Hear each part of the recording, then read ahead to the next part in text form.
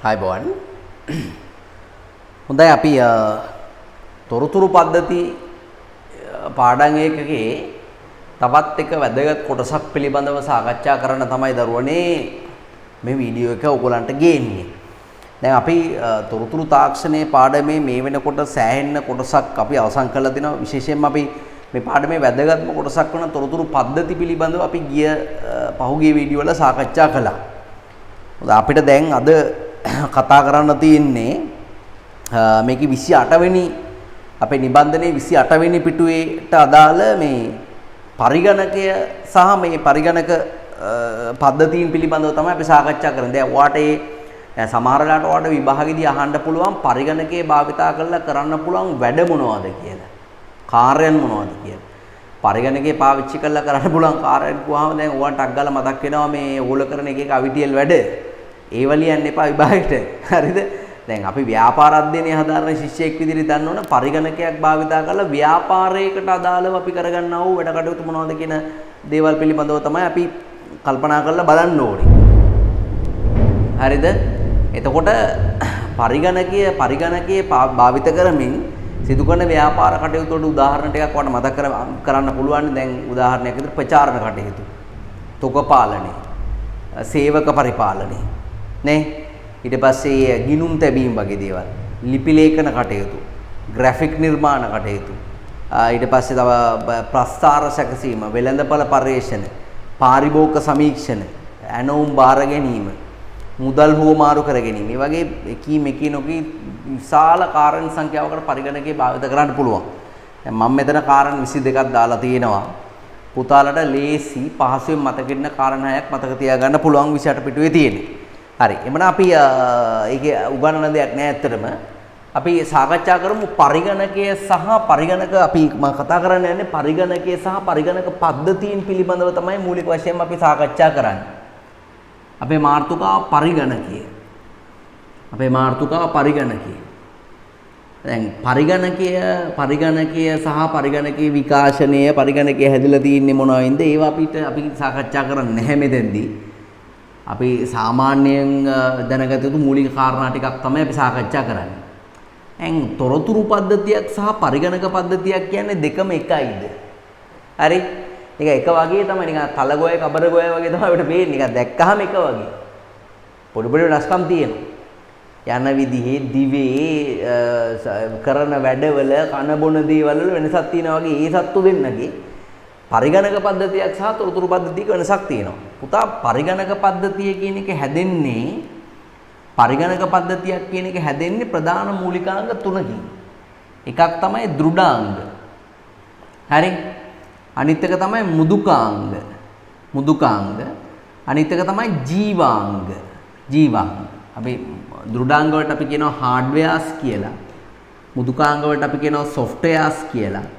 ජීවාංග වලට අපි කියනවා ලයිව්වෙයාර්ස් කියලා. හරි? දෘඩාංග කියන්නේ පරිගණකයේ තියෙන යන්ත්‍ර කොටස් තමයි දෘඩාංග කියලා කියන්නේ. ඒතර මේ යන්ත්‍ර කොටස් තියෙනවා, අදාන උපකරණ තියෙනවා, පරිගණකයට ඇතුළට දාන දේවල් තියෙනවා. දැන් උදාහරණයක් විදිහට කීබෝඩ් එක. අපි දත්ත ඇතුළට දාන්න පාවිච්චි කරන එකක්නේ. කීබෝඩ් එක, ජොයිස්ටික් එක, මවුස් එක, ඊළඟට තව මයික්‍රොෆෝන් එක, වීඩියෝ කැමරාව නේ, ඒ වගේ දේවල් ඇතුළට දාන්න පාවිච්චි කරන දෘඩාංග. ඒ වගේම මේ ඇතුළට දාන ඒවා සැකසීම සඳහා, ඒ වගේම ගබඩා කිරීම සඳහා දෘඩාංග භාවිත කරනවා. දැන් දෘඩ තැටිය කියන එක, හાર્ඩ් ඩිස්ක් එක, ඊළඟට තව RAM එක වගේ දේවල්, කම්පැක්ට් ඩිස්ක් එක, ඒ කියන්නේ CD එක, පෙන් ඩ්‍රයිව් එක වගේ දේවල් අපි සැකසීම සහ ගබඩා කිරීම සඳහා භාවිත කරන ඩිවයිස්. මේ කියන්නේ හાર્ඩ්වෙයාර්ස්. ඊට අමතරව මේකේ ප්‍රතිදාන උපකරණ තියෙනවා. ප්‍රතිදාන උපකරණ වලට උදාහරණ තමයි එළියට දාන ඒවා. එකක් මොනිටර් එක. අපි කියනවා මේ මොනිටරේ කියලා කියනවා සිංහලෙන් සමහරලාට. මොනිටරේ කියනට වඩා මේ හොඳයි දෘෂ්ටි ප්‍රදර්ශන ඒකකය කියලා කියන එක. විෂුවල් ඩිස්ප්ලේ යුනිට් කියන එක. පන්තියේ නායකයටත් හිටපු ගාවේ මොනිටරේ කියලා කියනවා. හරිද? මොනිටර් හින්දා. ඉතින් ඒක නිසා දෘෂ්ටි ප්‍රදර්ශන ඒකකය කියලා සිංහලෙන් පාවිච්චි කරනවා. printer එක, මුද්‍රණ යන්ත්‍රය, ප්‍රක්ෂේපණ යන්ත්‍රය කියන්නේ ප්‍රොජෙක්ටර් එක, ස්පීකර් වගේ දේවල්. ඒවා සාමාන්‍යයෙන් පරිගණකයක තියෙන මේ ප්‍රතිදාන උපකරණ. හිටපු ගමන් ඔය මොනවා හරි ජරාවක් බල ඉඳෙද්දී ගෙදර කවුරු හරි කාමරේට ආපු ගමන් ටක් ගාලා මොකක් හරි මොනිටරේ ඕෆ් කරලා දානවා. හැබැයි ස්පීකර් වැඩ. හරිද? ස්පීකර් ඕෆ් කරගන්න මතක වෙනවා. ඉතින් ඒක නිසා මේ දැන් ගොඩක් අය හෙඩ්ෆෝන්ස් එහෙම පාවිච්චි කරනවා. ඒවා ප්‍රතිදාන උපකරණ. මුදුකාංග කියලා කියන්නේ මේ දෘඩාංග හසුරවන්න පාවිච්චි කරන විවිධ දේවල් වලට අපි කියනවා මුදුකාංග කියලා. දෘඩාංග හසුරවන්න පාවිච්චි කරන විවිධ වැඩසටහන් පරිගණකයේ තියෙන වැඩසටහන්. දැන් මේ අපේ අතපය කියන්නේ දෘඩාංග. අපේ මොලේ සහ හිතෙන් තමයි මේවා පාලනය වෙන්නේ. නේ අපි හිතලා තමයි වැඩ කරන්නේ. මේ හිතලා හෝ මොලේට යන සිග්නල් අනුව තමයි වැඩ කරන්නේ. දැන් මොකටද එක පාට පිච්චුනොත් ඔයාලට අග්ගල මෙහෙම අත ගන්න මොලෙන් එන සිග්නල් එකට. වේදනාව කියන එක එකෙන් අපි ඉවත් වෙනවා. නේ? ඉතින් ඒ වගේ මේ දෘඩාංග කියන යන්ත්‍ර කොටස් කියන ඒවා වැඩ කරන්නේ මේ පරිගණක වැඩසටහන් අනුව. මුදුකාංග අනුව. මුදුකාංග දරුවනේ බෙදෙනවා ප්‍රධාන කොටස් තුනකට වගේ. පද්ධති මුදුකාංග තියෙනවා. යෙදුම් මුදුකාංග තියෙනවා. ඊට අමතරව උපයෝගී වැඩසටහන් තියෙනවා. උපයෝගී වැඩසටහන්. පද්ධති මුදුකාංග කියලා කියන්නේ ඒවා පරිගණකයේ ක්‍රියාකාරීත්වය සඳහා අත්‍යවශ්‍යයි. ඒක හරියට මිනිස්සුන්ගේ මොලේ වගේ. මොලේ නැතුව කෙනෙක්ට ජීවත් වෙන්න බෑනේ. ඒක ඇහුවාම සමහර ළමයි කල්පනා කරනවා අපේ ගෙදරින් හැමතිස්සෙම මට කියන්නේ මොලේ නෑ කිලිවල. එහෙනම් මම ජීවත් වෙන්නේ යසපුරුවට. ඔයාට මොලයක් තියෙනවා. මොලේ කියන ඉන්ද්‍රිය තියෙන එක පාවිච්චි කරන්නේ නැති එකයි තියෙන අවුල. පද්ධති මුදුකාංගයක් කියලා කියන්නේ මිනිස්සුන්ගේ මොලේ වගේ. මොලේ කියන අවයව පිටල නැතුව අවයවයක් විදිහට ඒක පිටන්න නැතුව කෙනෙක්ට ජීවත් වෙන්න බෑනේ. ඒ වගේ පද්ධති මුදුකාංගයක් කියලා කියන්නේ කම්පියුටරේ තියෙන ප්‍රධාන වැඩසටහන. ඒක ඒ පරිගණකයේ හදන නිර්මාපකයා විසින්ම තමයි ඒක ඇතුළත් කරන්නේ. Windows, DOS, SQL, IBM වගේ දේවල්, Quarry 400 වගේ දේවල්, Oracle වගේ දේවල්, ඒ වගේ මේ විවිධාකාර වූ මේ විවිධ වැඩසටහන් තියෙනවා. හරි? මේ වැඩසටහන් දැන් Android වගේ සිස්ටම්, Apple Macintosh වගේ සිස්ටම් ඒවා ඇවිල්ලා කෙලින්ම ඒ පරිගණකයේ හෝ ජංගම දුරකථනයක ක්‍රියාකාරීත්වය සඳහා අත්‍යවශ්‍ය දේවල් වලට කියනවා අපි පද්ධති මුදුකාංග කියලා. ඒවා යම් ආකාරයක අපේ අතින් ඩිලීට් වුණොත් ඕම අන්ඉන්ස්ටෝල් වුණොත් එහෙම අපිට මේ යන්ත්‍රය මේ පරිගණක යන්ත්‍රය මේ ඔන් කරගන්න බැරි වෙනවා. ඒවා පරිශීලකට ඕන පරිදි වෙනස් කරගන්න බෑ. යම් කිසි කෙනෙක්ට ඌමනා පරිදි ඕනනම් මේ සිස්ටම් software එකක් ලියා ගන්න හදා ගන්න පුළුවන්. ඒවා ඊටාම මිල අධිකයි. හරි? යෙදුම් මුදුකාංගයක් කියලා කියන්නේ අපි විවිධ වැඩසටහන් වලට පාවිච්චි කරන පොඩි softwares තමයි application softwares කියලා ඒවට කියන්නේ යෙදුම් මුදුකාංග කියලා කියන්නේ. දැන් ලියුම් type කරගන්න අපි තියාගෙන ඉන්න MS Word වැඩසටහන. ඊට පස්සේ email යවන්න අපි වෙනම email වලට වෙනම software එකක් තියන් ඉන්නවා. ඊට පස්සේ වෙබ් එක බලන්න අපි වෙබ් බ්‍රවුසර් එකක් තියාගෙන ඉන්නවා. ඉතින් ඒ වගේ මේ දැන් ඕගොල්ලන්ගේ ජංගම දුරකථනය ගත්තාම ඒකේ තියෙන්නේ පොඩි මේ softwares තියෙන එක දේවල් නේද? සින්දු අහන්න වෙනම software තියෙනවා. ගණන් හදන්න වෙනම software තියෙනවා. පොඩි යෙදුම් මුදුකාංග තියෙනවා. අපි විවිධ කාර්යන සඳහා තමයි ඒවා පාවිච්චි කරන්නේ. එක්කෝ දැනට වෙළඳපොලේ තියෙන හදපු එකක් අරගෙන අපිට පාවිච්චි කරන්නත් පුළුවන්. අපි ඒවට කියනවා ready made softwares කියලා. නැත්නම් අපිට මේකක් හදා ගන්නත් පුළුවන්. දැන් සමහර සුපිරි වෙළඳසල් වල ඒගොල්ලන්ගේ තොග පාලන පද්ධතියක් සඳහා වෙනම මේ ඇප්ලිකේෂන් software එකක් කවුරු හරි කෙනෙක් ලවා ලියා ගන්නවා. ඒගොල්ලන්ට ඕන විදිහට ඒක හදා ගන්න. ඒගොල්ලන්ට ඕන විදිහට ඒක හදාගත්තාම ඒකට අපි කියන යෙදුම් මුදුකාංගයක් කියලා කියන්නේ. ඇප්ලිකේෂන් software එකක් කියලා කියන්නේ. ඉතින් ඒව නැති වුණා කියලා පරිගණකයේ ක්‍රියාකාරීත්වයට බාධාවක් වෙන්නේ නැහැ. පරිගණකය ඔන් කරන්න, ඔෆ් කරන්න, පරිගණකයේ වැඩ කටයුතු පවත්වා ගන්න බාධාවක් වෙන්නේ. ඒවා පරිගණකයේ ක්‍රියාකාරීත්වයට අත්‍යවශ්‍ය නැහැ. උපයෝගී වැඩසටහන් කියලා කියන්නේ අපි පද්ධති හෝ යෙදුම් මුදුකාංග භාවිතා කරනකොට අපේ උපකාරයේ පිණිස තියාගෙන ඉන්න පොඩි වැඩසටහන් තමයි උපයෝගී වැඩසටහන් කියලා කියන්නේ. ඔය කැල්කියුලේටරේ, කැලෙන්ඩරේ වගේ දේවල් අපි කියනවා උපයෝගී වැඩසටහන් කියලා. ඔන්නෝමයි ඒවයි තියෙන தත්ත්වය. දැන් ජීවාංග කියලා කියන්නේ දැන් මේ දෘඩාංග තිබ්බට මුදුකාංග තිබ්බට මේ මුදුකාංග වලින් මේ දෘඩාංග හසුරවන්න අවශ්‍ය කරන විධානයන් දෙන්න පරිගණක පද්ධතියකට සම්බන්ධ වෙන විවිධ පුද්ගලයෝ. ඔයාට මතක ඇති අපි පරිගණක පද්ධති වර්ගීකරණයේදී කතා කළා පරිගණක පද්ධතියකට සම්බන්ධ වෙන පුද්ගලයෝ වර්ග දෙකකට බෙදන්න පුළුවන්. එකක් තමයි දත්ත සේවකයෝ ඉන්නව පුතා. අනිත් එක තමයි දරුවනේ දැනුම සේවකයෝ ඉන්නවා. දත්ත සේවකයෝ කියලා කියන්නේ ඒගොල්ලෝ දත්ත එක්රැස් කරලා පරිගණක පද්ධතිය ඇතුලේ වාර්තා කරලා තියා ගන්නවා. අවශ්‍ය කරන යාවත්කාලීන කරනවා. යාවත්කාලීන කිරීම කරනවා. ඒක අවශ්‍ය යම් කිසි පාර්ශවයක් ඉන්නවා නම් ඒ පාර්ශවයට ඒක sannivedanaya කරනවා. ඒක තමයි දත්ත සේවකීන් කරන වැඩේ වෙන්නේ. දැන් දැනුම සේවකයෝ යනුවෙන් අදහස් වෙන්නේ දැනුම සේවකයෝ කියන එකෙන් අදහස් වෙන්නේ දැනුම සේවකයෝ කියලා කියන්නේ එයාලා මේ දත්ත සේවකයෝ එකතු කරගන්නා වූ තොරතුරු වලින් මේ කියන්නේ මේ දත්ත වලින් තොරතුරු නිර්මාණය කරනවා. තොරතුරු උත්පාදනය කරනවා. ඒ තොරතුරු උත්පාදනයේදී ඉස්සර ණය තමයි දැනුම සේවකයෝ කියලා කියන්නේ. දැන් නීතිඥවරු අපි ගත්තාම නීතිඥවරු ඊළඟට තව ගණකාධිකාරීවරු ඉංජිනේරුවෝ පර්යේෂකයෝ ඒ වගේ අය ආයතනයක ඉන්න දැනුම සේවකයෝ. නමුත් දත්ත ඇතුල් කරන අය ලිපිකරුවන් වගේ අය හරි ලේකම්වරු වගේ අය ඒගොල්ලෝ වෙල දත්ත සේවකයෝ. ඒතකොට දැන් පරිගණක පද්ධතියක තියෙන්නේ දෘඩාංග මුදුකාංග ජීවාංග විතරයි. ඕක තොරතුරු පද්ධතියක් වෙන්න පුතා මේ දෘඩාංග මුදුකාංග මේ ජීවාංග වලට ස්ථිරාංග එකතු වෙන්න ඕනේ. දත්ත එකතු වෙන්න ඕනේ. ක්‍රියාපටිපාටි එකතු වෙන්න ඕනේ. අන්න ඒ දේවලුත් එකතු වුණොත් ඒක තොරතුරු පද්ධතියක් බවට පත් වෙනවා. දැන් ඔයාට පැහැදිලිව පේනවා ඇති තොරතුරු පද්ධතිය කියලා කියන්නේ පරිගණක පද්ධතියට වඩා වැඩි දෙයක්. තොරතුරු පද්ධතිය කියන එක මෙහෙමනම් ඒක ඇතුලේ තියෙන උපපද්ධතියක් තමයි මොකද්ද? පරිගණක පද්ධතිය කියලා කියන්නේ.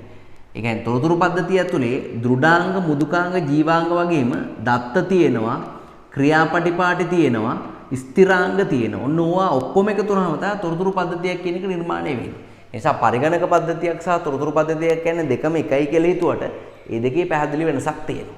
හරි. එහෙනම් අපි ලියමු බලන්න 28 පිටුවේ නෝට් එක. පරිගණකය මෙහෙම ලියන්න. දත්ත තොරතුරු බවට පරිවර්තනය කිරීමේ නිරත දත්ත තොරතුරු බවට පරිවර්තනය කිරීමේ නිරත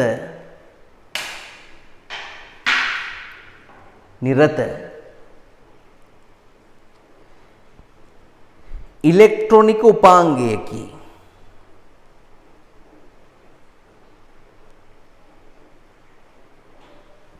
ඉලෙක්ට්‍රොනික උපාංගයකි.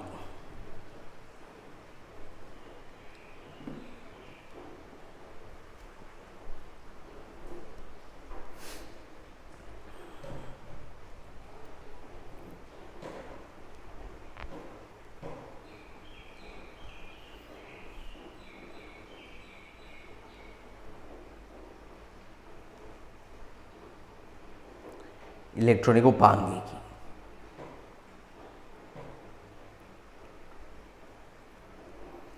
හරි ඊට පස්සේ පරිගණක පද්ධතියක මූලිකාංග කියන කොටසට යමු. පරිගණක පද්ධතියක මූලිකාංග මෙහෙම ලියමු. පළවෙනි එක දෘඩාංග. දෘඩාංග කියන්නේ යන්ත්‍ර කොටස් වලට දෘඩාංග. හරි ඒකේ නෝට් එකේ තියෙන පුතේ පරිගණකයක දක්නට ලැබෙන සියලුම භෞතික උපකරණ වලට අපි කියනවා දෘඩාංග කියලා. එසේ නැතොත් සියලුම යන්ත්‍ර කොටස් තමයි දෘඩාංග කියලා කියන්නේ.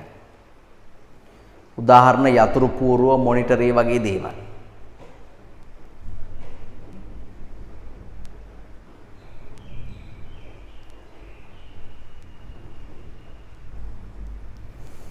ඒ වගේම මුදුකාංග ඊළඟ මුදුකාංග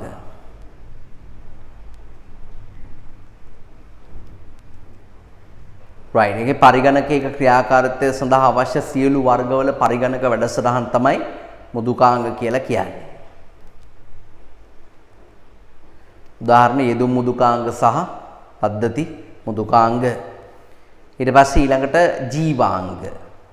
පරිගණක පද්ධතියක් සම්බන්ධ සියලුම පුද්ගලයෝ තමයි ජීවාංග කියලා කියන්නේ. ඒකට දැනුම සහ දත්ත සේවකයෝ විදිහට වර්ග කරන්න පුළුවන් එකත් highlight කරගන්න.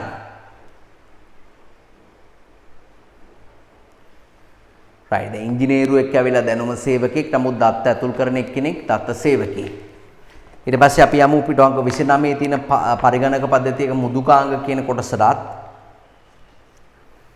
හරි බලන්න පරිගණක පද්ධතියක මුදුකාංග කොටස් තුනකට බෙදෙනවා. පද්ධති මුදුකාංග, යෙදුම් මුදුකාංග සහ උපයෝගී වැඩසටහන් කියන එක. පද්ධති මුදුකාංග බලන්න පරිගණකයේ ක්‍රියාකාරීත්වය සඳහා අත්‍යවශ්‍ය වෙන වැඩසටහන්නේ. පරිගණකයක් ක්‍රියාත්මක කිරීමට මෙම වැඩසටහන් අනිවාර්ය වෙනවා. ඒ වගේම පරිශීලකගේ අභිමතය පරිදි මේවා වෙනස් කරන්නත් බෑ. ඒතර highlight කරගන්න පරිශීලකගේ අභිමතය පරිදි වෙනස් කළ නොහැක කියන එකට. highlight කරගන්න උදාහරණ Windows, Me, Linux, XP, Unix, MS-DOS වගේ ඒවා. ඔය දැන් ඒවා Windows එකෙන් අප්ග්‍රේඩ් වෙවි එනවා 2000, 2010 ඒ වගේ එක ඒවා එනවා. Windows Pro ඒ වගේ එක නම් වලින් එනවා. යෙදුම් මුදුකාංග කියලා කියන්නේ පරිගණකයේ මගින් ඉටු කරන යම්කිසි විශේෂිත කාර්යයක් සඳහා භාවිත කරන වැඩසටහන්. ඉරිගා ගන්න විශේෂිත කාර්යයක් සඳහා භාවිත කරන වැඩසටහන්. තම අවශ්‍යතාවය සඳහා වැඩසටහන් නිෂ්පාදනය කර ගැනීම හෝ පොදු වැඩසටහන් මිලදී ගත හැක. තමන්ට ඕන නම් මිලදී ගන්නත් පුළුවන් නැත්නම් තමන්ට ඕන එකක් හදා ගන්නත් පුළුවන්. ඒක අර කේක් එකක් වගේ නේද? උපන්දිනේට මොකක් හරි තියෙන කේක් එකක් අරන් ගිහලා කපන්නත් පුළුවන්. තමන්ට ඕන විදිහට ඒක කියලා හදා ගන්නත් පුළුවන්. හරි බලන්න උපයෝගී වැඩසටහන් කියලා කියන්නේ පරිශීලකගේ පහසුව පිණිස තියෙන කුඩා මෘදුකාංග තමයි උපයෝගී වැඩසටහන් කියලා කියන්නේ. කැල්කියුලේටර් කැලෙන්ඩර් වගේ දේවල් උදාහරණ. right කෙටි සටහන් ලියන කොටසට යමු. දැන් අතරම මෙතන මේ කෙටි සටහන් ලියන ඒවා සමහර අවස්ථාවලදී විභාගයට ඇවිල්ලා තියෙනවා. ඔය යම් යෙදුම් මෘදුකාංග පිළිබඳව තමයි ඔකේ තියෙන්නේ. දැන් ඒකේ ඔය දත්ත සමුදාය කළමනාකරණය කිරීමේ වැඩසටහන් ඒවට අපි කියනවා database management system කියලා. දැන් ඕගොල්ලන්ට මතකද ඕගොල්ලන්ගේ ඉස්කෝලේ නම් පොත? මේ නම් පොතේ නම් තියෙනවා. ඒ දිනයන් වලට පැමිණීම සටහන් කරනවා. ඊට පස්සේ යාගේ 80% ගණනය කළා ඒ ළමයාට විභාග ලියන්න දෙනවද ඉස්කෝලෙන් නැත්නම් එයා පෞද්ගලික අයිදුම්කරුවෙක් විදිහට ඉල්ලන්න ඕනද කියන එක තීරණය කරනවා. පැමිණීම වගේ දේවල් යම් තීරණ ගන්න වැදගත්. ඉතින් ඒක මැනුවල් පොතක් විදිහට තමයි තියාගෙන ඉන්නේ. ඉතින් රජයට ওই ලේඛන මුද්‍රණය කරන්න කොච්චර වියදමක් යනවද? අනිත් එක සමහර ළමයිට ඕක වෙනස් කරන්නත් පුළුවන්. 80% නැතිව මොකද කරන්නේ? නම් පොත හොරගම් කරනවා. හොරගම් කරලා කොලේ කඩලා වීසි කරලා දානවා. එහෙම නැත්තම් මොකද කරන්නේ? එහෙම නැත්තම් අර ආපු නැති එක Tamanට තියෙන බින්දු ටික එක කරන්නේ තියෙන එකේව ටික ඔක්කොම බින්දු කරනවා. මුළු නම් පොතේම බින්දු තියෙන්නේ. බින්දු තාරකා වගේ. එතකොට ටීචර්ට හොයන්න බෑ ආවේ කවුද ආවේ නැත්තේ කවුද කියලා. ඉතින් ඒ වගේ දේවල් කරන්න බෑ පරිගණක පද්ධතියක ඩේටාබේස් එකේ. අනිත් එක කාගේ හරි විස්තරයක් හොයාගන්නත් නෝමල් මැනුවල් විදිහට තියාගන්න නම් ඒක හරිම අමාරුයි. දැන් ඕගොල්ලෝ බලන්න ඕගොල්ලන්ගේ ඉස්කෝලේට ඕගොල්ලන්ගේ ඇතුළත් වීමේ අංකේ දීලා ඕගොල්ලන්ගේ ඇතුළත් වීමේ අංකේ දීලා මොනවා හරි විස්තරයක් අතරම හොයන්න කිව්වොත් එම හොයාගන්න හරිම අමාරුයි. ඒ විස්තරේ හොයාගන්න හරිම අමාරුයි. ඉතින් නමුත් මේ ඒක පරිගණකගත කරලා තියෙනවා නම් ඒ පරිගණකයේ තියෙන සර්ච් කියන ඔප්ෂන් එකෙන් ඕගොල්ලන්ගේ ඇතුළත් වීමේ අංකේ දුන්නාම ඔක්කොම විස්තර ටික හොයාගන්න ලේසියි. ඒක නිසා ගොඩක් ආයතන තමන්ගේ ගාව තියෙන විශාල දත්ත ප්‍රමාණයට ඉතා පහසුවෙන් ප්‍රවේශ වෙන්න. ඒක යාවත් කාලන කරන්න. ඒකෙන් විශේෂිත දත්ත මගින් විවිධ තොරතුරු ප්‍රස්ථාර වගු වගේ දේවල් ලබා ගන්න දත්ත සමුදාය කළමනාකරණය කිරීමේ සොෆ්ට්වෙයාර්ස් භාවිත කරනවා. ඔය MS Access වගේ දේවල්, Oracle වගේ දේවල්, හරිද? ඒ වගේ දේවල් මේ කදිමු උදාහරණ ඒවට. බලන්න යම් නිශ්චිත ශේෂ්ත්‍රයක් පිළිබඳව එකතු කරගත් දත්ත ක්‍රමානුකූලව ගබඩා කරලා තබාගත් විට ඒකට කියනවා දත්ත සමුදාය කළමනාකරණයක් කියලා. ඒක ඒ යාවත් කාලන කිරීම එමගින් දත්ත ලබා ගැනීම සහ දත්ත sannivedanaya කිරීම යන ආදී කරුණු සඳහා භාවිත කරන මෘදුකාංග තමයි දත්ත සමුදාය කළමනාකරණය කිරීමේ මෘදුකාංග කියලා කියන්නේ. මේ ඇක්සස් කියන එක highlight කරගන්න. හරිද?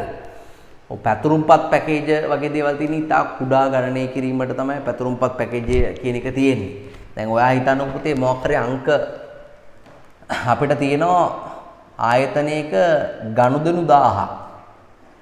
හරි? ආයතනයක ගනුදෙනු 1000ක් දවස් 30ට දින 30ට සිද්ධ වෙච්ච ගනුදෙනු 1000ක් තියෙනවා. අපිට ඕනේ මේ ටික ඔක්කොම එකතු කරලා 30න් බෙදලා මේකේ ඇවරේජ් එක ගන්න ඕනේ. ඒ කියන්නේ දවසකට සාමාන්‍යයෙන් කොච්චර ප්‍රමාණයක් විකිනවද කියලා ඇවරේජ් එක ගන්න ඕනේ. ඉතින් ඒ වගේ ඇවරේජ් එකක් ගන්න නම් ඒ වගේ එක ඒ විදිහට හදා ගන්න නම් අනිවාර්යෙන් මේ අංක ටික එකතු කරන්න වෙනවා. කැල්කියුලේටර් එකක් අරන් මේ අංක ටික එකතු කරන්න ගියොත් සෑහෙන වෙලාවක් යනවා. පොඩි වැරදීමක් වුණොත් අපේ කැල්කියුලේෂන් එක සම්පූර්ණයෙන් වරදිනවා. ඉතින් මේ වගේ වෙලාවට කම්පියුටරට කියන්න පුළුවන් මේ අංක ටික ඔක්කොම සිලෙක්ට් කළා මේ නම්බර්ස් ටික සිලෙක්ට් කරලා කියන්න පුළුවන් මෙන්න මේවැය ඇවරේජ් එක ගණන් හදලා දෙන්න. මෙන්න මේවැය ඇවරේජ් එක ගණන් හදලා දෙන්න. එහෙම කියන්න පුළුවන් මේ. හරි එහෙම කියන්න පුළුවන්. ඉතින් එතකොට අපිට පහසුවෙන්ම පොඩි ගණනය කිරීම කරන්න පුළුවන්. දැන් Excel වගේ පැකේජ් එකට හොඳම උදාහරණ. Lotus multiply වගේ දේවල් පතුරුම්පත් පැකේජ් වලට හොඳම උදාහරණ. හරි. බලන්න එතකොට මේ ගිණුම්කරණය ඇතුළු වෙනත් ගණනය කිරීම සඳහා භාවිත කරන්න පුළුවන් මෘදුකාංගයක් ආයතනයක කාර්යාලීය කටයුතු සඳහා භාවිත කරන මෘදුකාංගය. කාර්යාලයේ වැඩවලට. ඒ වගේම ප්‍රකාශන පැකේජ්. ප්‍රකාශන පැකේජ් වලට අපි කියනවා ඩෙස්ක්ටොප් පබ්ලිෂින් කියලා. විවිධ මුද්‍රණ කටයුතු වලදී සහ මේ පරිගණකයේ දැන් අපිට ඇඩ්වර්ටයිස්මන්ට් එකක් මොකක් හරි හදන්න ඕන, පෝස්ට් එකක් හදන්න ඕන අපේ භාණ්ඩ හා සේවා පිළිබඳව. මැසෙන්ජර් සහ අනිකුත් සමාජ ජාලා වලින් යවන්න පෝස්ට් එකක් හදන්න ඕනේ. එතකොට ඒක අපිට වර්ඩ් වලින් හදාගන්න වර්ඩ් කියන්නේ පුතා අක්ෂර කියන්නේ අක්ෂර කටයුතු වලට පාවිච්චි කරන්න පුළුවන් ලොකු ඩිසයිනින් කරන්න බෑ. ඒකට Photoshop ඊට පස්සේ freehand Illustrator වගේ පැකේජස් පාවිච්චි කරන්න ඕනේ. ඒ වගේ පැකේජ් වලින් අනිවාර්යෙන් පුළුවන් මේ ඉමේජස් හදාගන්න. ඒ කියන්නේ පින්තූර හදාගන්න. දැන් Word, PageMaker ඒ වගේ මේ පැකේජ් වලින් පුළුවන් අනිවාර්යෙන්ම මේ අපිට මේ අක්ෂර අකුරු ගානට පිළිවෙලකට හදාගන්න පුළුවන්. ඒවා තමයි ප්‍රකාශන පැකේජ් කියලා කියන්නේ. ප්‍රචාරණ කටයුතු හෝ වෙනත් කටයුතු සඳහා අවශ්‍ය රූප සටහන් නිර්මාණය කිරීමට හා ලිපි ලේඛන කටයුතු සඳහා භාවිතා කරන මෘදුකාංග විශේෂයක් Corel Draw, PageMaker, InDesign, Photoshop ඒවා උදාහරණ. ගිණුම් කරන පැකේජ් අපි පාවිච්චි කරනවා තනිකරම ගිණුම් කරන කටයුතු සඳහා ආයතනයක තියෙන ගණන්දුරු හා සිද්ධි ගිණුම්ගත කරාම ඔටෝමැටිකලි අපිට ශේෂ පරීක්ෂුම හදලා දෙන්නත් ඒකෙන් අපිට ලාභ ගිණුමක් හදලා දෙන්නත් ඒ ලාභ ගිණුමෙන් ළමයි අනුපාත විශ්ලේෂණය කරලා කමෙන්ට් එකක් දෙන්නත් ඇත්තටම මේ පැකේජ් වලට තියෙනවා. ඉතින් ඇත්තටම මේ වගේ පැකේජ් එන නිසා වර්තමානයේදී අර accountant කියන රස්සාවට තියෙන මේ රැකියා ඉල්ලුම කියන එක අඩු වෙලා තියෙනවා. මැත්ස් කරපු කෙනෙක්ටත් මේ පැකේජ් එක පාවිච්චි කරලා ගිණුම් තියන්න පුළුවන්. හරි එහෙම එකක් තියෙනවා. දැන් පරිගණක තාක්ෂණය දියුණු වීමත් එක්කම සමහර රැකියා අවස්ථා උදා වෙනවා වගේම සමහර තියෙන රැකියා අවස්ථා ආපහු කවදාකවත් ෆිල් වෙන්නේ නැහැ. ඒව එතනින්ම අවසන් වෙලා යනවා. හරි බලන්න උදාහරණ. ඔය සේජ් ලයින් එහෙම හරි ප්‍රසිද්ධයි. වදන් සැකසුමත් බලන්න වදන් සැකසුම කියලා කියන්නේ MS Word කියන එකට. වදන් සැකසුමේදී කරන්නේ කුඩා ලිපි ලේඛන කටයුතු කිරීම සඳහා තමයි වදන් සැකසුම් පාවිච්චි කරන්නේ. ලියුමත් දෙකක් වගේ දෙයකට පාවිච්චි කරලා ඒක පොත් ගණන් ඉතින් සාමාන්‍ය Word වලින් ගහන්න යන්නේ නැහැ.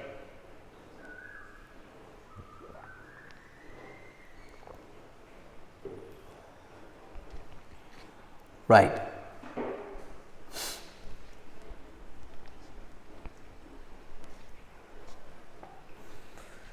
ඊට පස්සේ අන්තර්ජාලය හා සම්බන්ධිත තවත් කාර්යයන් රසක් උතන තියෙනවා දත්ත සම්මන්ත්‍රණ වගේ දේවල්. දැන් එකම දත්ත ගුණුවකට දැන් ඉස්කෝලේ එකම නම් පොත ටීචර්ස්ලා දෙන්නෙත් එකපාර පාවිච්චි කරන්න බෑනේ. ඉස්කෝලේ මිස් නම් මාක් කරගෙන ඉන්න වෙලාවේ ප්‍රින්සිපල් නම් පොත ඉල්ලගෙන ඉන්න කියලා කියනවා.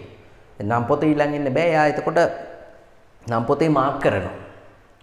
නම් පොතේ මාක් කළා ඉවරලා තමයි නම් පොත දෙන්න පුළුවන්. දෙන්නෙත් එකපාර පාවිච්චි කරන්න බෑ. නමුත් පරිගණක තාක්ෂණයෙන් එහෙම පාවිච්චි කරන්න පුළුවන්. දැන් ඔබ ඔබේ ගිණුමින් සල්ලි ගන්න අතරතුරේ බැංකුවේ කැෂියර්ට පුළුවන් ඔබේ ගිණුම අප්ඩේට් කරන්න. තේරෙනවද? يعني එකම ඔබේ ගිණුම කියන දත්තේ ඔබ සහ බැංකුවේ කැෂියර් කියන දෙන්නම පාවිච්චි කරනවා. එකම දත්තයක් එකවර දෙදෙනෙකුට හෝ වැඩි සංඛ්‍යාවක් විසින් භාවිතා කරනවා නම් ඒක දත්ත සම්මන්ත්‍රණයක්. තව තියෙනවා වෙබ් සම්මන්ත්‍රණ කියලා. වෙබ් සම්මන්ත්‍රණ කියලා කියන්නේ එකම වෙබ් අඩවියකට කීප දෙනෙක් එකපාර ලොග් වෙනවා. වෙබ් සම්මන්ත්‍රණ. ඒ වගේ තව තියෙනවා ටෙලි පරිගණක සේවය. ටෙලි පරිගණක සේවය කියලා කියන්නේ දැන් ඔය ගොඩක් අය work from home කරනවානේ. නේ ගෙදර ඉඳන් වැඩ කරනවා. අපි ගෙදර ඉඳන් ආයතනීය පරිගණකයට ඇක්සස් වෙලා ආයතනීය පරිගණකයේ වැඩ කටයුතු අප්ඩේට් කරනවා. ඒවට කියනවා ටෙලි පරිගණක සේවය කියලා. හරි එක ස්ථානයක ඉඳලා තව ස්ථානයක ඉඳලා පරිගණක යන්ත්‍රයක් එක්ක වැඩ කරනවා. හරි දැන් ඔයා එහෙනම් තනියෙන් බලන්න දත්ත සම්මන්ත්‍රණ ටෙලි පරිගණක පහසුකම්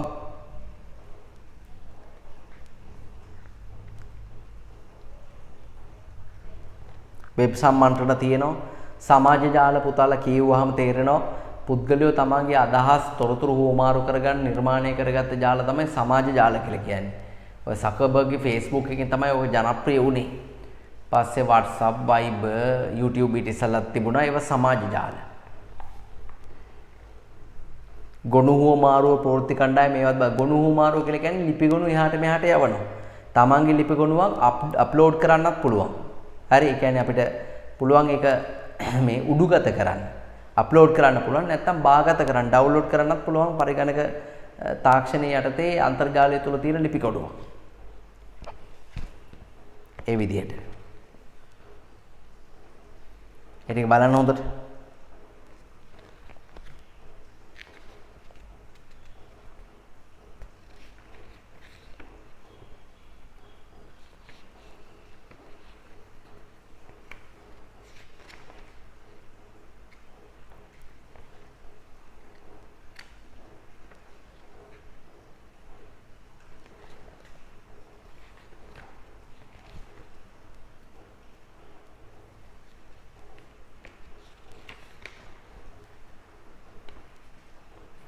හරි. හොඳයි. එවනම් අපි යමු ඊළඟ මාතෘකාවට අපේ.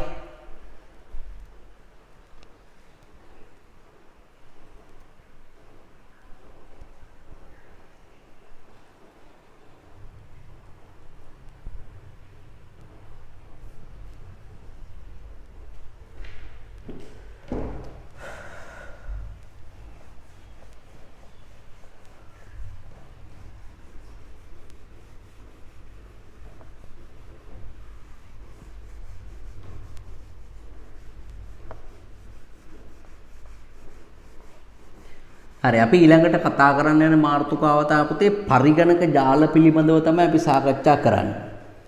මේ IT පාඩමේ අපි අන්තිම හරිය තමයි යන්නේ. පරිගණක ජාල පිළිබඳව තමයි අපි සාකච්ඡා කරන්නේ. හරි? දරුවනේ පරිගණක ජාලයක් කියලා කියන්නේ මොකද්ද? පරිගණක ජාලයක් කියලා කියන්නේ එක පරිගණකයක් තව පරිගණකයක් එක්ක කුමන වූ උමනාවකට එකතු කළොත් අපි ඒකට කියනවා පරිගණක ජාලයක් කියලා. යම් පරිගණකයක් තව පරිගණකයක් එක්ක එකතු කළොත් අපි ඒකට කියනවා පරිගණක ජාලයක් කියලා. හරි? දැන් පරිගණකයක් තව පරිගණකයක් එක්ක එකතු කරන්න පුළුවන් කිසියම් sannivedana මාධ්‍යකින්. එක්ක කේබල් එකකින් එකතු කරන්න පුළුවන්. නැත්නම් අපිට මේක සංඥා ක්‍රමයට පවත්වාගෙන යන්නත් පුළුවන්. එකතු කිරීමකින්. දැන් Bluetooth බලන්න සංඥා ක්‍රමයට. මෙහෙම ජාලගත කරාම ප්‍රධාන වශයෙන්ම වාසි හතරක් වෙනවා. එකක් තමයි දෘඩාංග පොදුවේ භාවිත කිරීමේ හැකියාවක් ලැබෙන දෘඩාංග. දැන් ඉස්සර මේ පරිගණක දෙකට printer යන්ත්‍ර දෙකක් තිබුණා. දැන් මේ මැද්දෙන් එක printer යන්ත්‍රයක් දාලා මේ පරිගණක දෙකම මේ printer යන්ත්‍රයට merge කරනවා. ඒ කියන්නේ මොන පරිගණකෙන් දුන්නත් print එකක් මේ printer එකෙන් තමයි එළියට එන්නේ. printer එකක් රුපියල් ලක්ෂයයි නම් ලක්ෂ දෙකක් ඉස්සර printer වලට ගියා. දැන් ලක්ෂයයි යන්නේ. දෘඩාංග පොදුවේ භාවිත කිරීමේ හැකියාව තියෙනවා. ඒ වගේම මුදුකාංග පොදුවේ භාවිත කිරීමේ හැකියාව තියෙනවා. ඔරිජිනල් වයිරස් කාඩ් එකක් ගත්තොත් ඒව ටිකක් ගණන්. හැබැයි අපි ඔය දැන් කම්පියුටර් 10ක් තියෙනවා නම් කම්පියුටර් 10ටම අපිට ඕක දාගන්න කිව්වොත් ලොකු කොස්ට් එකක් යනවා. සමහර වයිරස් කාඩ් වල කී එක, ඒ කියන්නේ ඒකේ තියෙන පාස්වර්ඩ් එක පාවිච්චි කරන්න පුළුවන් ඉන්නේ පරිගණක දෙකකට විතරයි. ඊට වඩා පාවිච්චි කරන්න බෑ. ඒ කියන්නේ මේ දෙපාරයි ඉන්ස්ටෝල් කරන්න පුළුවන් වෙන්නේ. ඉතින් ඒ අනුව කම්පියුටර් 10ක් විතර තියෙනවා නම් අපිට වයිරස් කාඩ් 5ක් විතර ගන්න වෙනවා. එහෙම නෙමෙයි මේව එකට මර්ජ් කරලා තිබ්බොත් එහෙම අපිට එක ටිකක් වටිනා සහ ආරක්ෂාවෙන් වැඩි මේ වයිරස් කාඩ් එක පරිගණකයකට දාගෙන අපිට පුළුවන් අනිත් පරිගණකයන්ටත් එකකින් ස්කෑන් කරලා බලන්න. නැත්නම් එකක තියෙන මේ මුදුකාංගයක් අපිට පුළුවන් අනිත් පරිගණකයෙන් ලොග් වෙලා ඒක පාවිච්චි කරන්න. ඒතර මුදුකාංග පොදුවේ පාවිච්චි කරන්න පුළුවන්, දෘඩාංග පොදුවේ පාවිච්චි කරන්න පුළුවන්. ඒ වගේම දත්ත පොදුවේ පාවිච්චි කරන්න පුළුවන්. එක පරිගණකයක hard disk එකක තියෙන දත්ත අනිත් පරිගණකයෙන් අපිට ලබා ගන්න පුළුවන්. ඒ වගේම sannivedana කටයුතු අනිවාර්යයෙන්ම පහසු වෙනවා. sannivedana කියන එක පහසු වෙනවා. පරිගණකයෙන් පරිගණකයකට ඉන්ට්‍රානෙට් එකක් පාවිච්චි කරලා, ඒ කියන්නේ අභ්‍යන්තර ජාලයක් පාවිච්චි කරලා අපිට තොරතුරු යවා ගන්නත් පුළුවන්. ඔන්න ඔය වාසිය අතර තියෙන නිසා ගොඩක් ආයතන තමන්ගේ පරිගණක කිසියම් sannivedana මාධ්‍යයක් කරා එකට සම්බන්ධ කිරීමක් කරනවා. ඒකට කියනවා පරිගණක ජාලයක් කියලා. මෙහෙම ලියන්න. හරි? උඩ විස්තරය ඔයගොල්ලෝ තනියම කියව ගන්න. ඔයා ලියන්න පරිගණක ජාලයක් කියන්නේ මොකක්ද කියලා මෙහෙම ලියන්න. පරිගණක යන්ත්‍ර දෙකක් හෝ කීපයක්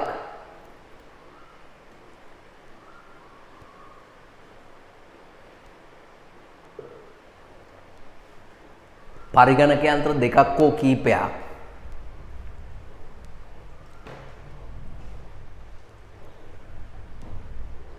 එකිනෙකට සම්බන්ධ කිරීමයි.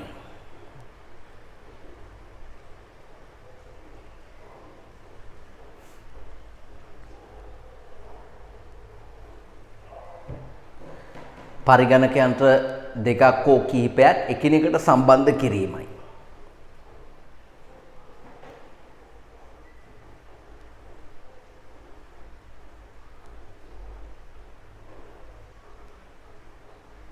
සම්බන්ධ කිරීමයි.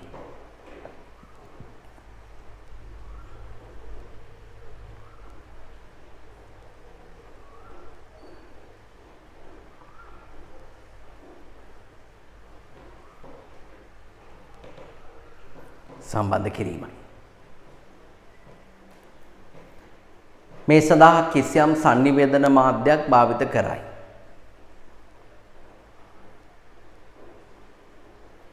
මේ සඳහා කිසියම් sannivedana මාධ්‍යයක් භාවිත කරයි.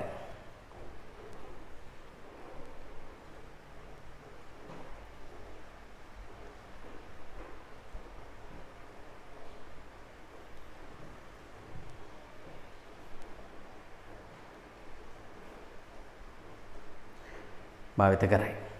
බලන්න මේදී sannivedana මාධ්‍යයක් කියන්නේ අදහස් කරන්නේ කේබල් හෝ වායුව හරහා වයර්ලස් ක්‍රමයට sannivedanaya කරන ක්‍රමයකි. ඔය සැටලයිට් CDMA ජංගම දුරකථන වගේ දේවල් වයර්ලස් ක්‍රමේ තියෙන පරිගණක ජාලයක් සකස් කිරීමේ වාසි 4ක් ලබා ගන්න පුළුවන්. බලන්න මේ වාසි 4 මොනවද කියලා. දත්ත හුවමාරු කර ගන්න පුළුවන්. දෘඩාංග පොදුවේ භාවිත කරන්න පුළුවන්, මෘදුකාංග පොදුවේ භාවිත කරන්න පුළුවන්.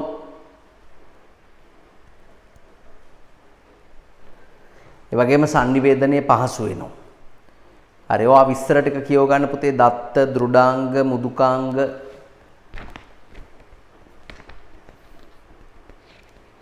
පොදුවේ භාවිත කරන්න පුළුවන් වීම පිළිබඳ ඒ විස්තර ටික කියව ගන්න. ටටක් ගාලා කියව ගන්න.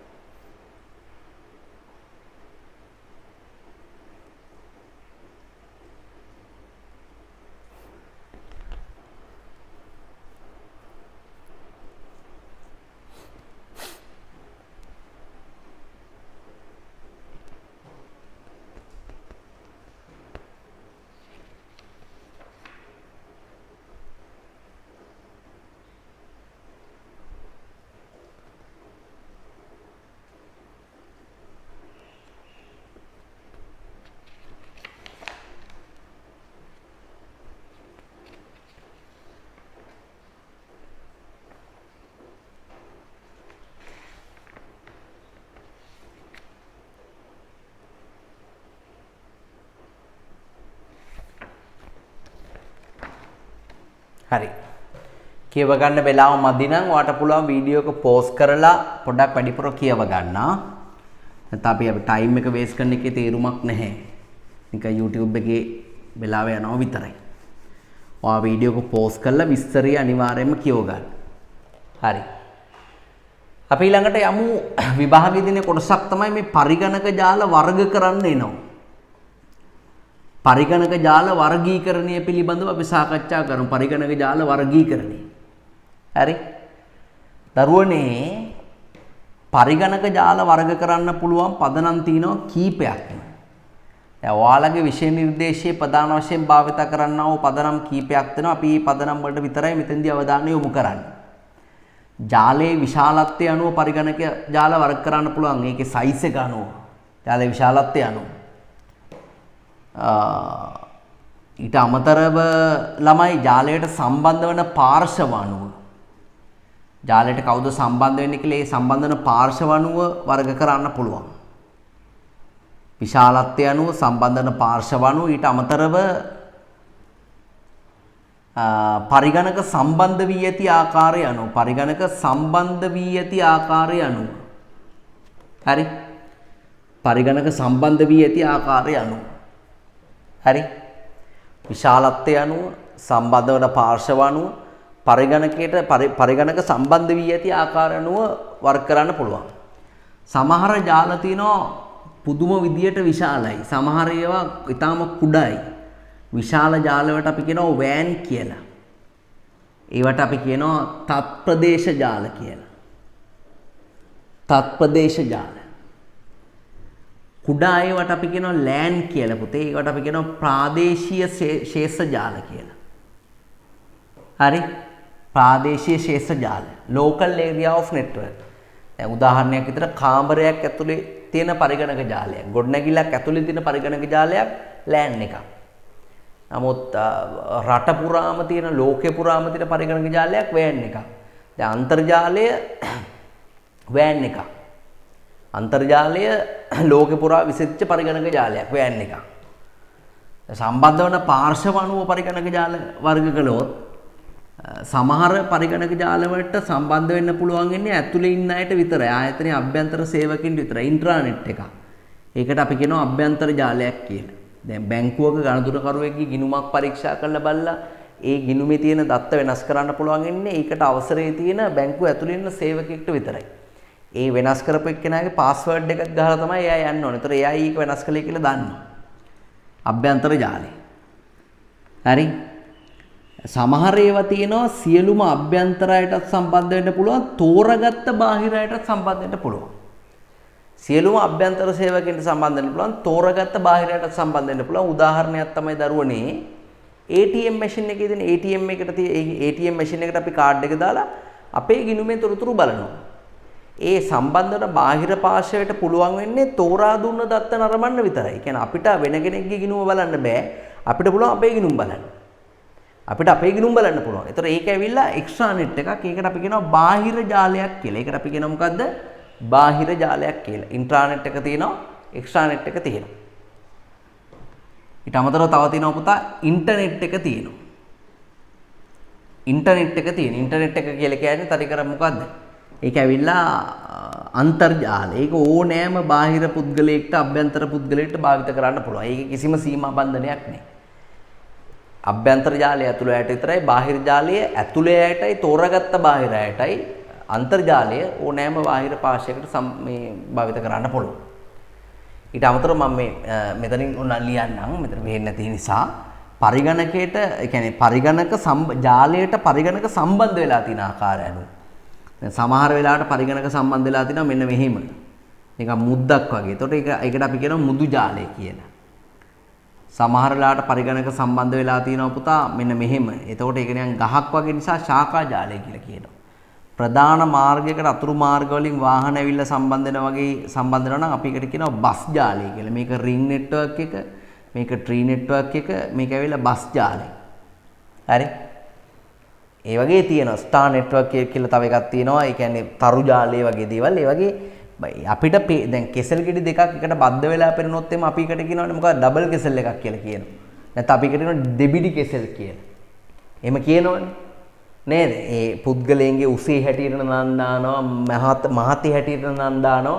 ඒ වගේ පරිගණකයට මේ පරිගණක ජාලයට පරිගණක සම්බන්ධ කරලා තියෙන ආකාරය අනුවත් ඒ පරිගණක ජාල වලට නම් හැදෙනවා.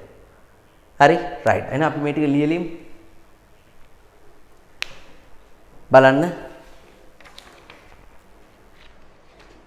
පිටුවංක 32 පරිගණක ජාල වර්ගීකරණය කියන කොටසට යමු. හරි බලන්න පරිගණක ජාලයේ භූගෝලීය ව්‍යාප්තිය එමෙත විශාලත්වය අනුව වර්ගීකරණය.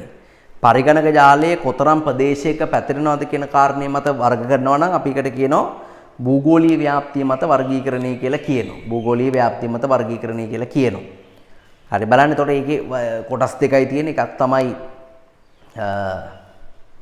ප්‍රාදේශීය ශේෂ්ත්‍ර ජාලය, අනිත් එක පුළුල් ශේෂ්ත්‍ර ජාලය. ප්‍රාදේශීය ශේෂ්ත්‍ර ජාලයට අපි කියනවා local area of network එකක් කියලා. පුළුල් ශේෂ්ත්‍ර ජාලයට අපි කියනවා WAN එකක් කියලා, wide area of network. ප්‍රාදේශීය ශේෂ්ත්‍ර ජාලය ලියන්නේ සාපේක්ෂව කුඩා ප්‍රදේශයක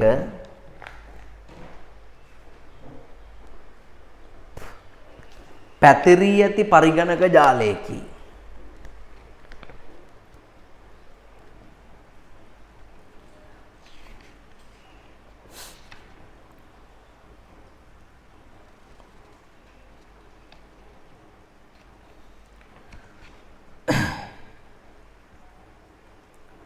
සාපේක්ෂව කුඩා ප්‍රදේශයක පැතිරී ඇති පරිගණක ජාලයකි.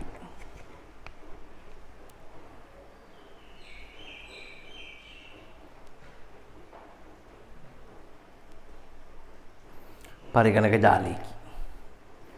බොහෝ විට ආයතනයක පරිපාලනමය අවශ්‍යතා ඉටු කර ගැනීම සඳහා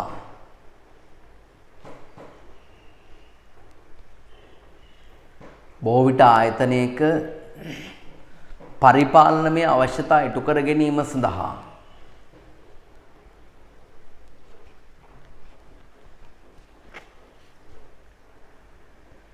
මෙවැනි පරිගණක ජාල භාවිත කරනු ලැබේ.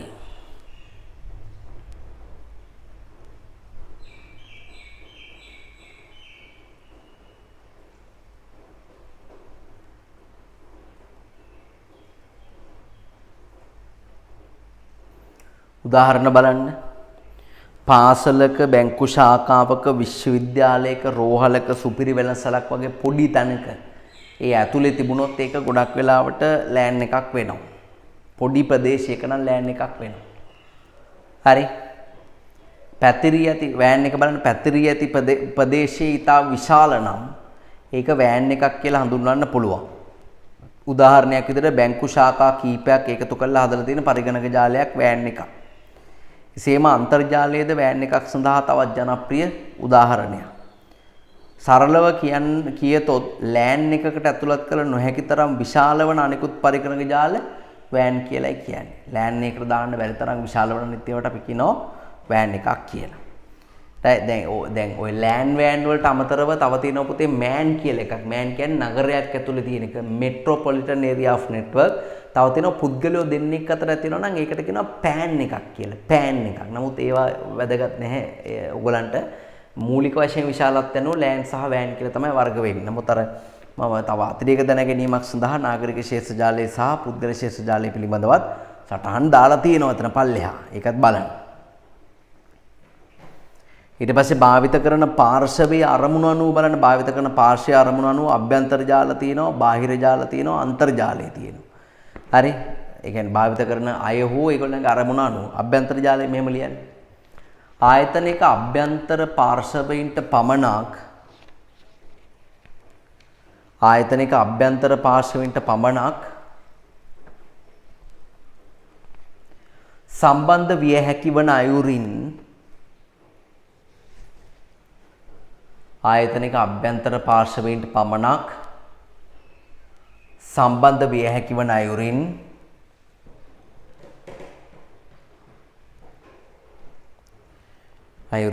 සකසා ඇති පරිගණක ජාලයකි.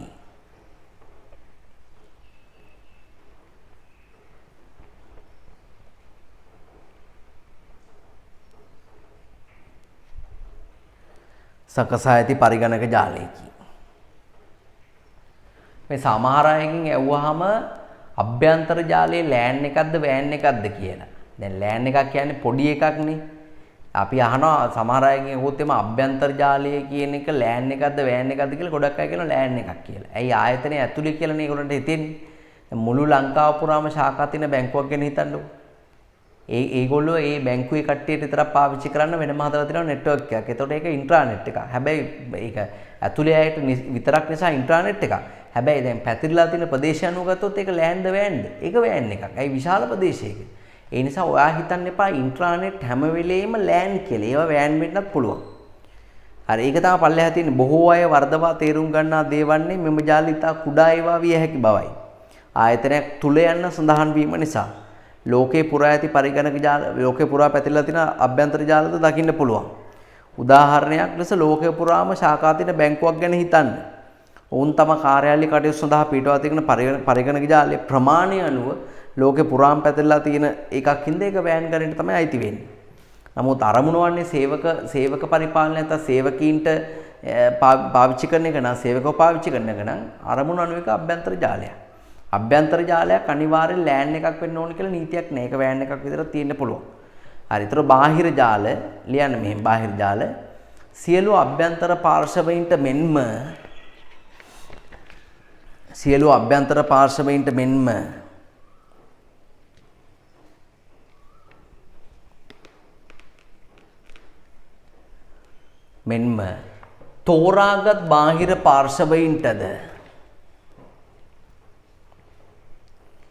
තෝරාගත් බාහිර පාර්ශවයින්ටද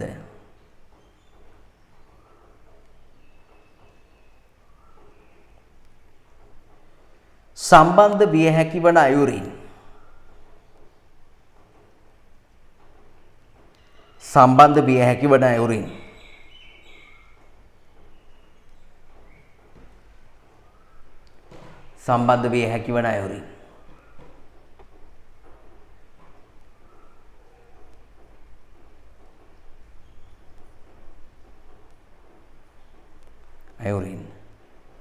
නිර්මාණය කළ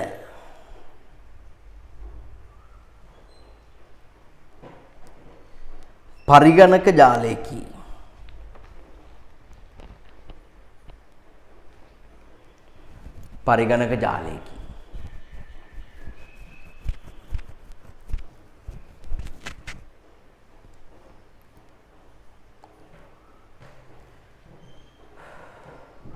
එසේ සම්බන්ධ වන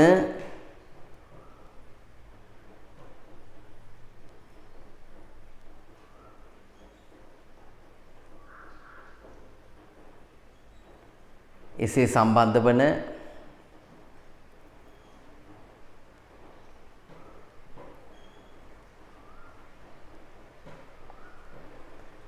පාර්ශවයින්ට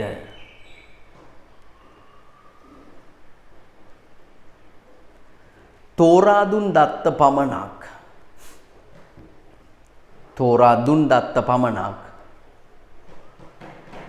පරිශීලනය කළ හැක.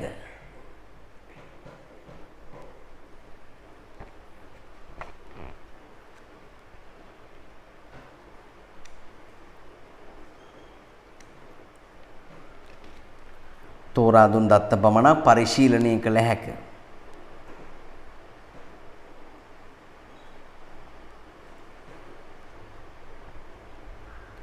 හරි.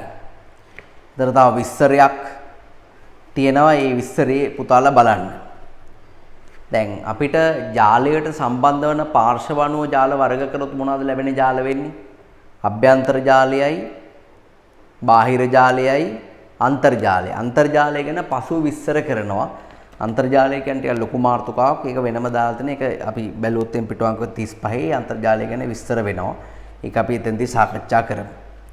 ඒ වගේම ජාලයට පරිගණක සම්බන්ධ වෙලා තියෙන ආකාරය අනුව පරිගණක ජාල වර්ග කරනවා කොහොමද? බස් ජාලයේ තියෙනවා, තරු ජාලයේ තියෙනවා, මුදු ජාලයේ තියෙනවා. බස් තියෙනවා, තරු තියෙනවා, මුදු තියෙනවා. හරි පරිගණක ජාල. ඒතර බස් ජාලය කියලා කියන්නේ අර ඔයාලට පේනවා ඇති රූපසරාණේ ප්‍රධාන මාර්ගයකට අතුරු මාර්ග වලින් ඇවිල්ලා වාහන සම්බන්ධ වෙනවා වගේ, මුදු ජාලයේ මුද්දක් වගේ, තරු ජාලයේ තරුවක් වගේ, ශාඛා ජාලේ නිකන් ගහක් වගේ තමයි තියෙන්නේ. ඒවයි විස්තර කිව්වහම පුතාලට තේරෙනවා. ඊට පස්සේ තරු තුනක් දා ගන්න පරිගණක ජාල බිහිවීමත් සමග ව්‍යාපාර ශාස්ත්‍රයේ පැන නැගී ඇති නව ප්‍රවණතා. ඒ කියන්නේ මේ ජාල විදියට පරිගණක භාවිතා කරන නිසා, හරි ජාලයක් විදියට පරිගණක භාවිතා කරන නිසා ව්‍යාපාර ශාස්ත්‍රයේ ඇති වෙලා තියෙන අලුත් දේවල් මොනවද කියලා අහන්නේ. එකක් විද්‍යුත් වාණිජය, විද්‍යුත් ව්‍යාපාර වගේ සංකල්ප ඇති වෙලා තියෙනවා. ඒ වගේම විද්‍යුත් අරමුදල් හෝමාරුව. එක තැනක ඉඳන් තව තැනකට අරමුදල් යන්නේ. ඒ වගේම දරුවනේ මේ අපි ගත්තාම මේ විද්‍යුත් සේවක පුහුණු වීම වගේ දේවල්. හරි. ඊට පස්සේ විද්‍යුත් බැංකු කටයුතු වගේ දේවල්. ඒව ඔක්කොම පරිගණක ජාලාශ්‍රිතව තමයි අනිවාර්යයෙන්ම සිද්ධ වෙන්නේ. විද්‍යුත් තැපෑල, ඊමේල් වගේ දේවල් ඒකටත් පරිගණක සමාජ ජාල, ඒවට පරිගණක ජාල අනිවාර්යයෙන්ම තියෙන්න ඕනේ. ඔය එකෙන් කීපයක් වාට පුළුවන් හයිලයිට් කරගන්න. විද්‍යුත් වාණිජය, විද්‍යුත් මුදල්, විද්‍යුත් තැපෑල, ඊට පස්සේ තව අන්තර් බැංකු ක්‍රමයේ එක බැංකුවක කාඩ් පතක් තව බැංකුවකට දාන්න පුළුවන් අන්තර් බැංකු ක්‍රමයේ, තත්කාල දලපියුම් ක්‍රමයේ වගේ දේවල්, නිර්ලේඛන සුරුකුම් පත්‍ර ක්‍රමයේ වගේ දේවල් නේද? ඒ වගේ මේ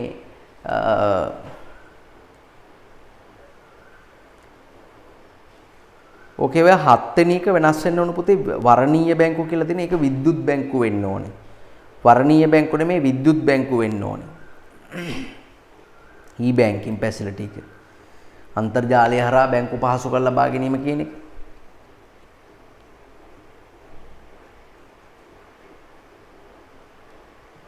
හරිද? right. හරි. එමනම් අපි තවත් වීඩියෝ එකකින් මේ නිබන්ධනයේ අවසාන කොටස වන අන්තර්ජාලය සහ විද්‍යුත් තැපෑල පිළිබඳව සාකච්ඡා කරමු. right. අයබෝවන්.